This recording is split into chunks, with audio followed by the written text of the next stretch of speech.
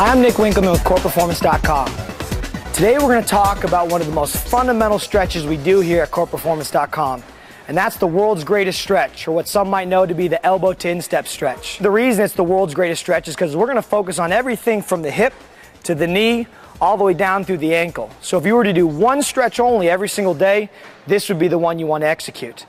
Unfortunately, it's a detailed stretch, and with detail comes a lot of mistakes.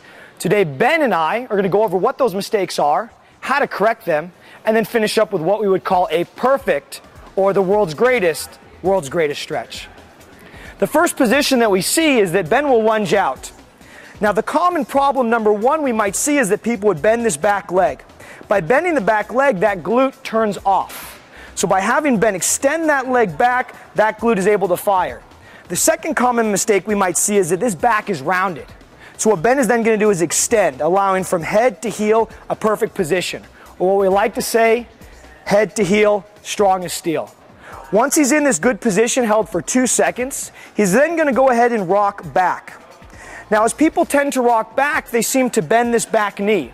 Again, for the same reason that we want it extended in position 1, we want it extended in position 2, making sure that glute fires. The second common mistake we see is that people will keep that foot flat on the floor. As Ben brings his toe up, it allows for a greater stretch of that calf and that hamstring. The third common mistake we see as people transfer into position 3 here is that they'll stay in this rounded position as they step forward into the next lunge. In fact, what we would like you to do is get upright, fire that back glute, from head to hip, stay as tall as you can, and then step through into the next lunge. Keeping these mistakes in mind and making the corrections will allow you to have the best or most optimal world's greatest stretch the next time you do your movement prep.